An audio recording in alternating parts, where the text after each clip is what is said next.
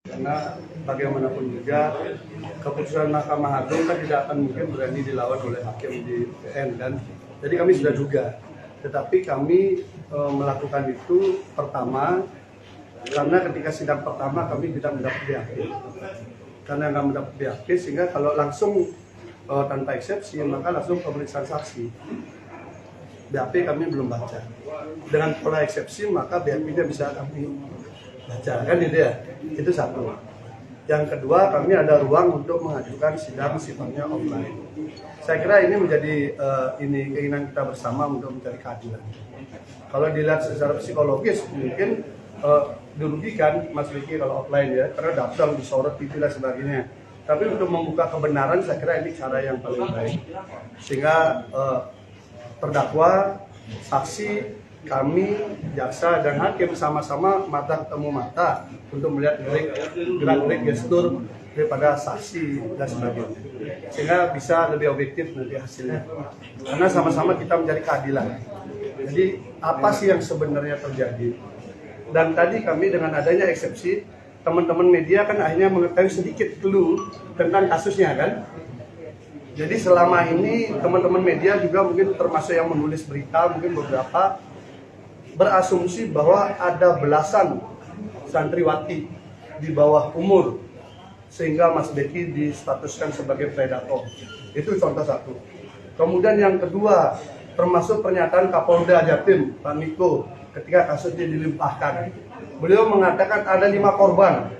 Bayangan seorang pejabat resmi menyampaikan hal seperti itu, tentu itu akan dimaknai sebagai sebuah kebenaran oleh publik ketika masuk berita. Tetapi tadi sudah dibacakan dalam putusan itu disebutkan hanya 1 yang mengaku korban. Jadi dari isu belasan santriwati seakan ini sudah beruntung penjahat luar biasa, pernyataan daripada Kapolda yang kemudian mengatakan 5 korban, ternyata di sini 1 korban yang kemudian didakwakan dalam 2 peristiwa. Tinggal kita uji saja. 1 korban yang mengaku korban itu dengan 2 peristiwa itu, apakah peristiwa itu fakta atau fiktif di sidang? Kan begitu. Mengukurnya jadi lebih gampang. Jadi teman-teman media juga bisa mulai mengecek kembali berita-berita sebelumnya. Apakah dulu betul ada pernyataan seperti itu ya, belasan macam-macam lah ya. Tetapi secara formal yang kami baca yang dibuat oleh jaksa adalah hanya 1 yang mengaku sebagai korban, usianya 20 tahun dan hari ini usianya 25 tahun. Jadi bukan anak-anak ya. Itu satu. Kemudian yang kedua, saya ingin sampaikan juga, apakah betul itu statusnya sebagai korban ataukah ada peristiwa lain? Kami sudah punya alat bukti lain yang mungkin nanti akan kami hadirkan di sidang. Apakah yang bersangkutan betul-betul sebagai korban atau memposisikan sebagai korban ketika proses rayu-merayu itu gagal alias tidak diterima oleh Mas Beki. Nanti buktinya ada. Pak, tapi kan tidak usah dibuka di sini kan itu ya. Pak, untuk korban yang katanya mencabut laporannya, Pak. Katanya kan?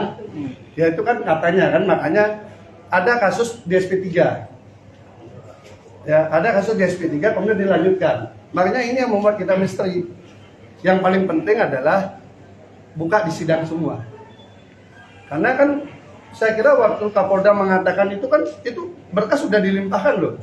Tanggal 7 atau tanggal 8 itu pernyataannya itu berkas sudah dilimpahkan. Tapi kami baca di dakwaan jadi 1. Gitu ya. Karena yang peristiwa ini kan harusnya muncul semua kan, tidak mungkin dalam waktu sekejap itu selesai kan.